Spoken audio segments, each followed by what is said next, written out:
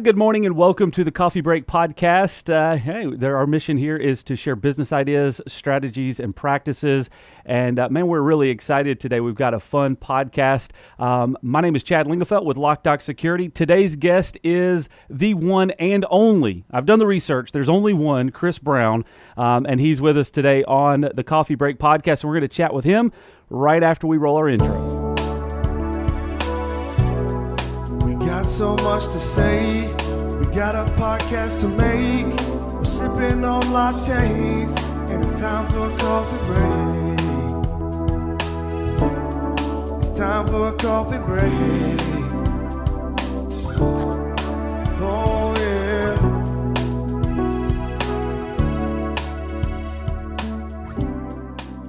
All right, folks, welcome back to the Coffee Break Podcast. Chris, thank you for being here today. Thank you for taking time out of your schedule. Always an honor. So you're in Nashville, Tennessee right now. That's right, just south of Nashville in a little town called Columbia. Columbia, sweet. And we, like I said, appreciate you joining us. So we've got the video set up here, and we're all good to go. The way that we like to start off the podcast before we kind of get into introductions is just a couple of quick 5 rapid fire questions. So we've got 5 random questions to ask you. Just the first thing that comes off. So number 1, a nickname that your parents used to call you. Crispy. What was it? Crispy Critters, like Chris Brown, Crispy Critters. So stupid, I know. It used to be a cereal back in the day. Crispy Critters. What book are you reading right now? I'm reading Mind Monsters by Kevin Gerald. Mind Monsters. All right. Are you a morning person or a night owl? Morning, big time. I saw you send out a tweet this morning just around the time that I was getting up, so it was pretty early. Favorite ice cream flavor? I'm going to go with... We'll go Oreo. Oreo? Yeah. That's a solid flavor. That's solid. It's safe. Actually, I changed my mind. It's mint chocolate chip. Oh, I was hoping that you wouldn't say mint chocolate chip. I love it. And then the last question, if you could instantly be an expert in any subject, what would it be? Oh, man. Technology. Computers. That's fair. I mean, that can bring you a lot of advantages. I just know I spend a lot of money for these people who are doing things for me. And if I could cut out all that money, it would really save me a lot. It's a special gift. We have on our team here, we've got a lot of people that have specialties in different areas, and the ones that can adapt and understand what's happening with technology and how they connect together. It's a really, really unique gift. So that's definitely one that would be beneficial. Well, cool. Well, let's kind of dive into the conversation today.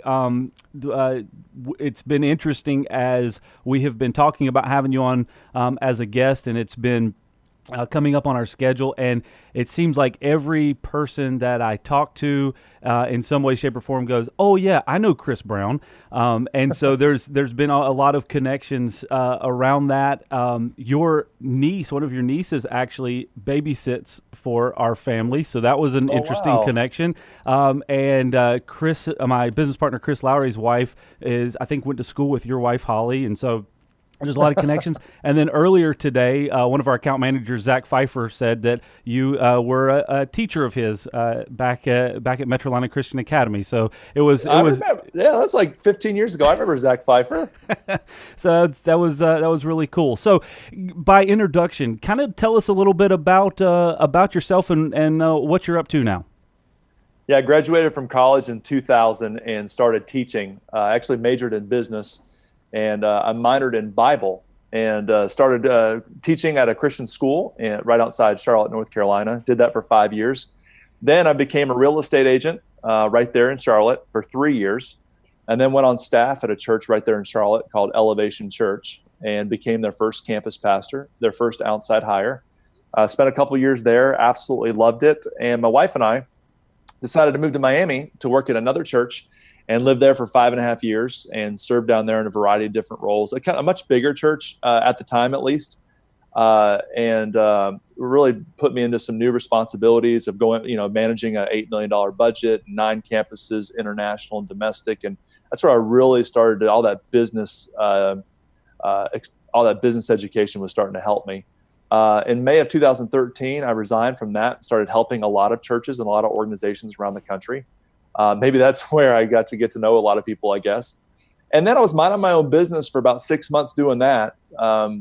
And Dave Ramsey, America's Voice on Personal Finance, called me out of nowhere and said, "Hey, you're not on staff anywhere at a church or any kind of organization. Let's talk. I'm really looking for this person to raise the banner of stewardship, managing God's blessings, God's way for God's glory." Talking about money and like not just money, but also our energy, our time, making sure that we are just making sure we're maximizing our potential.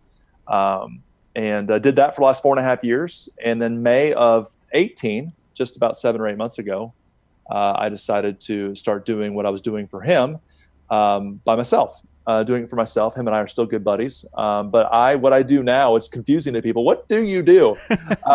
I'm like a professional friend. I feel like I just love to add value to organizations, add value to churches. And one of 5 areas, 4 areas really. Media, what we're doing now, a lot of national media for like Fox and Friends and broadcasts like that. Also in radio and podcast. Right now I'm on a little 6-month break from podcasting, but I'm getting ready to rev one up here in a little while, probably in the next month or so.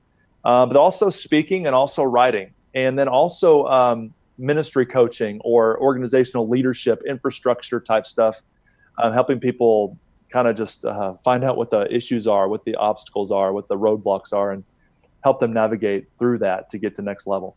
So that's kind of what I do now, and that's how I got here. Kind of a weird path, but really enjoyed my last 15, 20 years. So as we were kind of talking before we came on, it's interesting in trying to do some research when we have different guests on. You go through the whole process of just trying to get as much background information as you can, and it was difficult to get some of that information about you. But the components that I was able to piece together is very much what you just described. Is you've had a lot of experiences. You've gone a lot of places and kind of hung out there for, it sounds like it was like a 4 to 6 year magic number. Hang out, get that experience, and then what the question that I have for you is, in each of those areas, in each of those experiences, how did you take lessons learned or applications from that and then apply it to your next experience that you went into? Because it seemed like everyone was building towards the next, and maybe intentional or not, right? Yeah, and you know what? It was not intentional. Everywhere I've gone, I've in my heart, while I'm there, I'm 100% in, and in my mind, I legitimately thought I was a lifer. Yeah. I think now at 41 years old, I just get the fact that I have a 5-year itch. I just do, and it's just who I am. But I will give you 110% while I'm there. And, I'm going to leave whatever responsibilities I had, I'm going to leave it 300, 500, 700% better than when I found it. Yeah. And I'm going to leave very well. I have no enemy. I'm 41 years old. I have no enemies. I am like really good friends with anywhere I've ever left. So I've left places, but there's a way where you can leave in a good way, and respecting the other party. And the places I've left have respected me, not only while I was there, but also after I've been gone. But, I didn't choose the progression.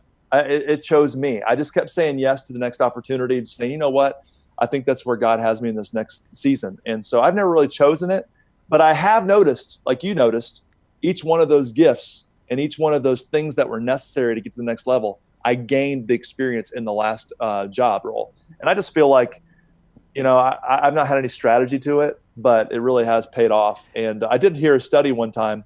I read a study, I think it was in Forbes or something, that said that the person who changes jobs every 3 or 4 or 5 years or whatever, and does that. Now, to do it well, but over their lifetime, they'll look back at their career and they make like 5x, 10x more than if you just stay in the same role for 30 years.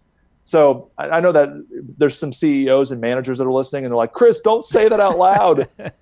But I think if you really care about your people, if you've got a healthy organization and you can attract talent, and attracting talent's not a problem, You want what's best for your people. Yeah. You don't want a 60-year-old in there and still in an entry-level position just because you wanted loyalty. Yeah. No. You need to be loyal to your staff and make sure that you're partnering with them so they can reach their potential. And their potential probably doesn't involve that entry-level position for 30 years. Yeah, it's very interesting. Whenever you're talking about an organization, and these are things that we're navigating through in our business, and we see it in our industry as well, is trying to establish the ability for a career path, because you want to have the capacity for someone to get in and then know where they can go, and that there is a clear path to whatever success that is for that individual, because it's so cool to be able to get to know people, and some people just that they thrive on that loyalty and thrive on being that guy in that position for that amount of years.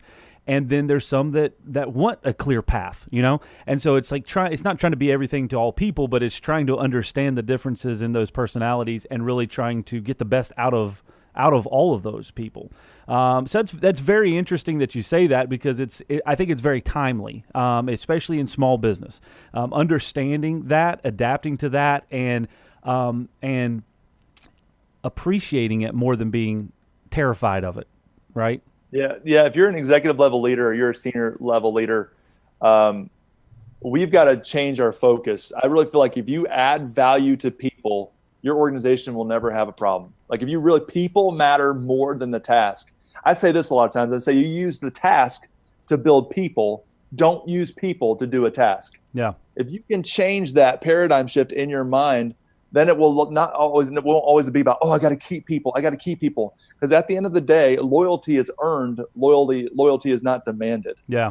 And loyalty is also reciprocal. So you're never going to get loyalty out of your people unless you show loyalty to them, that you want the best for them. You want the best for their family. It's funny. So it's completely different conversation, but very same application. Had this thought that we've been talking about the other day about, if you don't like what you're getting, change what you give. So if you don't feel like you're getting that loyalty or you're getting that partnership, maybe it's because you're not giving it equally, and that turns into that. Very, very interesting. So diving back into your story, you're just because from a business perspective, you mentioned earlier, after college, your first job was a teaching job. Is that did I hear that correctly? Yeah, that's correct. What were some things that you pulled out of that teaching is a very admirable career path, but I would imagine that there's got to be, as you're teaching people, you're learning a lot. What are some things that you pulled from that first job or that first endeavor that you have still carried with you to this current day? Well, I was a teacher, I was a coach, and I was also an athletic director at the same time. And so I learned, number one, is just basic leadership and management. Being able to lead this little classroom of 25, being able to be organized and be able to have proactive leadership, not reactive leadership, proactive accountability, not reactive accountability. How to speak in a group of 25, but then also be able to speak in to go through the lineups for a ball game, or to do an awards banquet in front of 700 a couple times a year. That allowed me that confidence to be able to command an audience, to speak with authority, to think through all of the different athletic director, like there's 18 teams at the time, and try to coordinate all their schedules and talking with vendors and negotiating with vendors and lining up referees.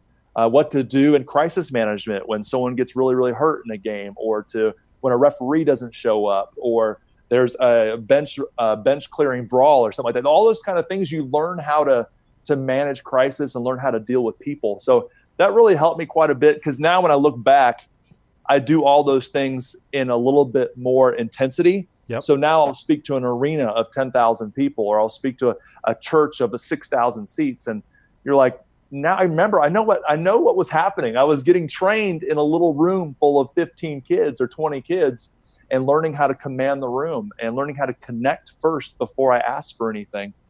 Some of those kind of things are the things that I picked up on just teaching. And I had no idea that was happening. But and then I also have learned how to parent. Now that I have a 14-year-old, a 12-year-old, and a 10-year-old, I taught middle school. So this is my second round with middle schoolers, and so I feel like I'm a little bit more seasoned, and it also taught me to be very thankful for teachers and educators. Yeah, because what they do is I was in a very pretty well-behaved school, but there are other schools that, man, my hat's off to teachers. They have a really tough job. So going back to that experience application, as we kind of set up at the beginning, you took that experience of learning how to handle a class, and that group of people has grown over the years, and now you're still applying that in larger groups and learning how to communicate that. It's really neat. That is something that I've always admired and appreciated, is understanding that every experience that you go through is building you up for something else, and you're going to always carry that along with you. And realizing, being self-aware that you can apply it is very admirable. Something that I again kind of picked up on through some of the story about you is recognizing that you have sat at the table with a lot of great leaders, some great teachers. I know you mentioned it earlier. You were on staff with Stephen Furtick. You worked alongside of Dave Ramsey. And I'm sure there's countless other people that you could mention alongside of that as well. What is something, maybe one, two things that has stood out that you have taken away from those experiences? Because that's something that not a lot of people get to do on a regular basis. What's something that you've taken away from that? Yeah, so this became real to me. I've read this in books before, but it came real to me as I was more and more exposed to these national and international leaders. And the list, I literally would just be obnoxious to start listing names, but sure. I've just happened to be in the same environments of probably 75 of the household names that somebody would know listening in on this podcast. And the biggest thing is that they're normal people. Yeah. They're just absolutely normal people. The bottom line is they chose to be an expert in one area. And they've crushed it. They've read all the books. They've watched all the videos. They have done all the research, and they have gone after, and they've been an expert in one area. And what's funny is, what's encouraging to me is when you go outside of their expertise, they are just as clueless as I am. Yeah. They have just, like, if you were to ask me about a couple different subjects right now, I could just blow your mind. But if you were to ask me about 3 or 4 other ones, I would look like an idiot. Yeah. And we all have these like areas in our lives where we're like amazing. And these people, they're amazing at their craft, but they're just regular people. Another thing that I've taken away from it is that we often overestimate the event. We underestimate the process. These people are experts because death by 1,000 cuts. Yeah. They have gone after it. All the things behind the scenes. It wasn't because they just showed up on Oprah one day. Yeah. Oh, and then they're like Dave Ramsey says, it took me 25 years to become an overnight success. So I just think anybody who's listening in right now, you can become an expert at something. They say 10,000 hours. I don't even think it takes that much. I think you read 3 or 4 books, 5 or 6 books on a subject, you're a pro. My wife right now just read like 5 or 6 books on anxiety, because that is like literally laced around our country right now, probably the world. But in this country, and I think it has a lot to do with social media, that anxiety is she just said, I'm going to become an expert at it because I've got these overwhelmed feelings. I have these stressful feelings. I don't like the way they feel. So she literally is in our circle. She's an expert already. So anyone listening in, if you want to be an expert at something, just go after these people that I meet with. They just became an expert because it might be a preacher who became an expert at the Bible. It might be somebody who's an expert like Brene Brown, an expert on transparency and vulnerability.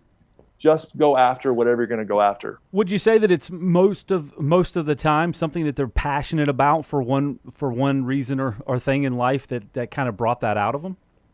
Yeah, I think you're looking for the intersection between your passions and your gifts. Like wherever you can find that intersection, because I think if it's just passion and you're not gifted at it, to talk about it, to like, for instance, what you do, like if you weren't gifted at it, it would be no good. You've got to be both. You're gifted, but you're not passionate about it. There's a lot of things that I could do, but I don't really want to. Yeah. Like, for instance, I speak for a living. Out of all the disciplines of the things that I do, speaking is the one I like the least. I could do it. Now, if all I did was go speak places, I wouldn't be happy.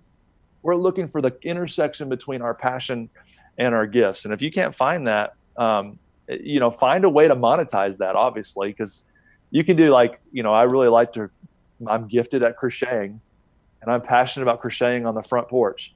Like, you're not going to make any money. Like, you got to find something that you can make some money on too. So I guess that would be your third intersection, that your third street on the intersection is making sure that you can provide for your family with it. And sometimes in personal experience, sometimes that's not always evident. Like, you have to work through the process to figure out what those kind of 2 or 3 intersections are to kind of get you down that path. And experiences will bring you to that, and bring you awareness to it by exposure. Yeah, and I would add, passion could be a negative thing. It might be something that drives you crazy on the negative side. Let's just say that you're really against some kind of political movement. You're really against it, and you don't want to be like a drama person. You just want to be part of the difference. Yeah. You want to make the difference. And so you go hard after that, because you know what? I can't stand it anymore. I'm sick and tired of this, and I want to make a difference and do it in a respectful way, but I want to stand up for what's right in my mind. And it might be something that's on the negative side. So it's interesting. I heard this question the other day as I was listening to a podcast, and I said, I'm going to apply that in our podcast because I liked it. When you were starting out, maybe at that first job when you were a teacher, or maybe the next job when you went into real estate, did you ever, where you're sitting right now, Chris Brown in 2019, did you ever have a thought, I know that I'm going to be there? Or did you think that you would be in this place in life right now? Not a chance.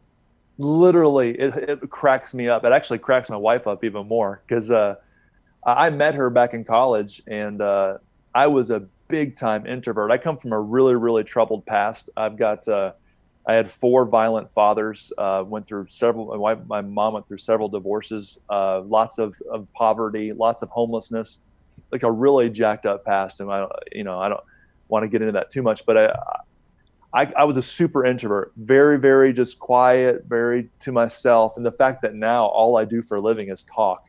She's like, this is the funniest thing ever. So no, I would have never guessed that at all. And I didn't choose it. Actually, the biggest jump for me, I was all behind the scenes all the way until elevation. I was behind the scenes. So that was my first 10 years of adulthood. I was behind the scenes. And I know teaching is one thing, but I can hide in a classroom. And then 2 or 3 times a year, I can jump out for these awards banquets. But most of the time, it was like my comfort zone was at 25 people or less. So now the fact that my whole life is on technology like this, and or in an arena or something, is crazy to me. So no, I would have never guessed. And I think most people listening in would never have guessed either, where life is going to take them. Well, it's interesting. So from an introvert perspective, a lot of times, an introvert does not like to be in very, very small groups. So 2 or 3 people, it's very awkward, but you can go speak to 10,000 or 2,000 or whatever, and it's not as big of a deal because you're actually by yourself. You're just up there by yourself and feeding off the energy. But when it comes to 2 or 3 people in an elevator, then it's like, no, I'm good. You just explained my life. Hey, bro, I'm there with you, man. I'm there with you. On that kind of same concept, you mentioned this with elevation. You were behind the scenes until that point. Was there something? And this is just kind of an off the cuff question. Was there?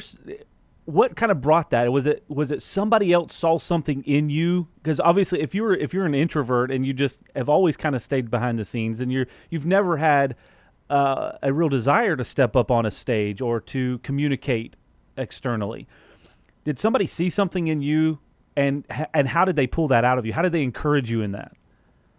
I've asked my wife this question because she has had a kind of a front row seat to all this, and she would say that there was a quiet integrity about me. When I'd walk into a room, there was a quiet leadership about me. And I think we all know those people.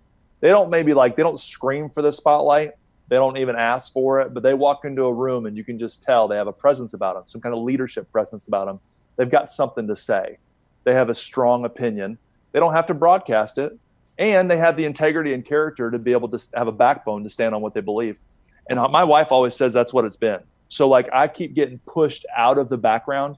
I feel comfortable in the background. Right now I'm a ministry coach. I'm an executive pastor for 3 churches, 2 in Chicago, 1 in Chicago, 1 in Quincy, 1 in Tampa, and possibly about to take another one down in Miami. I love that behind the scenes. Literally, that's why you said I was up early this morning. Yeah. I was up this morning making balls move, man. I was like, I got the ball rolling in all these different churches, and I had so much fun doing it. But if I had a speaking engagement this afternoon or tomorrow, I'd just be a little bit like it's not where I'm naturally comfortable. So I keep getting pushed into the spotlight. I don't really like it, but I also feel like my potential demands that I say yes, and that I'm not a weenie and I go after it. There you go. So let me ask you this, because you've had some exposure to the business world and obviously in the church and ministry world. What are some positive parallels that you would see between the two of those two worlds and how they share those that would be beneficial for us to understand? Yeah, I think when you are like in the middle of the mess, you think that your organization is the one that's the most messed up. You think yours is the one and you also sometimes think yours is the best. You get in this little world, and you're like, I don't know, you become a big fish in a small pond, and you're like, man, everyone's thinking about our organization. The bottom line is, whether it's a church or a marketplace, no one's thinking about your organization. People think about us a lot less than you think. They're thinking about themselves. Yeah. So they really aren't. So that's one parallel, is the leaders of organizations. There's a natural human tendency that's not a bad thing. It's just a reality that we need to be aware of. That's kind of on the borderline of narcissism, where it's like all about us. And it's really not. It's how much value can you add to the community, not how much they can think about you. The consumer is the hero, not the organization. If we can let them be the hero. So for instance, if you're in an air conditioning company, you're not the hero for making the air conditioning work and putting the unit in. No, that mom and dad is a hero for providing their AC for their children. Like, you just change your perspective. So that'd be one thing. I say that to churches all the time too. I say, hey, listen, you're not the hero. You are providing a service, but they're the heroes, because they're the ones that are going to go change what you just told them to do. And their lives are going to be changed because of the changes they made, not what you said. So that's one big thing. Another thing is, people don't understand this, but churches actually are an organization. A church is a business. Yeah, it is. And even when they have, like, it's a nonprofit, technically, there are retained earnings at the end of the year that they use for ministry the following year. So there actually is a profit on the line at the end of the year, or a loss, and they roll it over the next year, and they either use it for ministry or have to make up lost time. So that's very, very similar. And another one is, your biggest asset in marketplace and church is people. And your biggest frustration is people. Yeah. Regardless, it doesn't matter. So marketplace or church, it's amazing to me how exactly similar they are. Very few differences. One big difference is in church world, a lot of times they're leading volunteers. Yeah. And in the secular world, they're leading paid people. And I'll just say this boldly. It takes a lot better leadership to lead a volunteer than it does to lead a paid person, where you just say, do it because you've got that leverage of the paycheck. A volunteer, you're not managing them, you're leading them. The difference is you're not getting them to have to do something, you're getting them to want to do something. You're inspiring instead of managing. That's a big difference. So some of the best leaders I've ever seen, you don't know about. Yeah. Because they're leading 50 volunteers. You don't even know about them, but they're amazing. And then some of the best leaders that we think there are out there, they're leading 400 people because they're paying them. Yeah. They're not quite as good of a leader as you think they are. But and part of that too, I would imagine, especially on the volunteer side, is setting a clear vision and a mission when it comes to getting volunteers to buy into that, because they are doing it voluntarily, and setting a clear vision to say, hey, this is what we want to accomplish, and this is why we want to accomplish it, and then creating that buy-in, which is a hugely admirable process. And then connecting the dots between what they do and that vision. Yeah.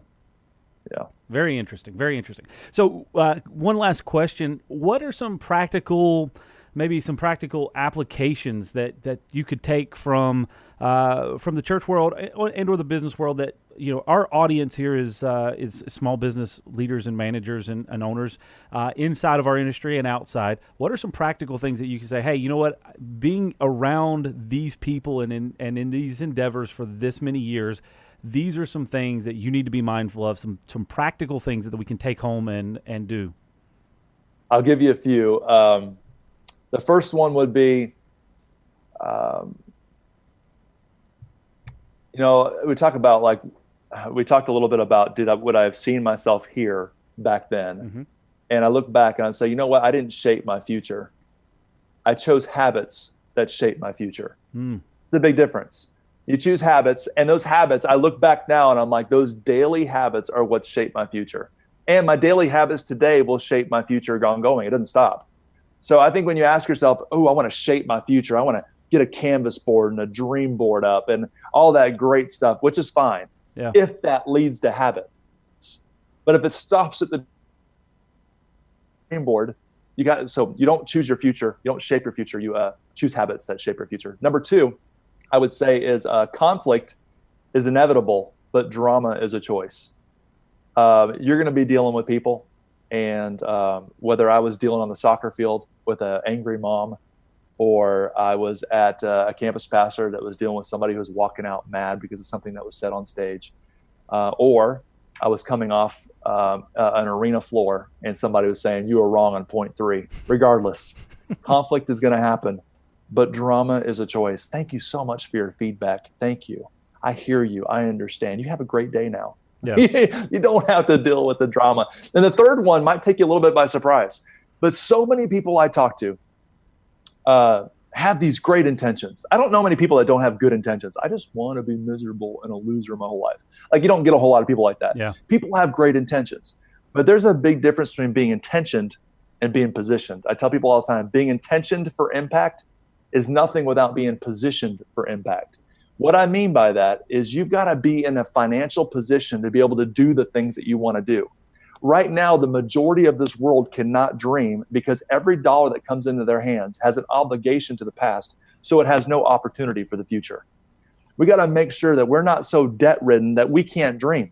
We can't go after things. When I think about all those different steps in my career, I could take those big jumps out of nowhere because I had money in the bank, because I didn't have all the bills. Yeah. I didn't have a bunch of debt. I was in a financial position where I could go after it.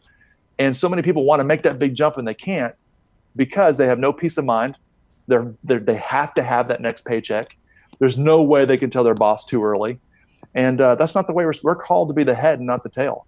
We're called to be in a good position. So whatever your faith may be, I know that for those of you that are faith-based, in the Bible, it talks about that he wants us to live life to the full and life abundantly.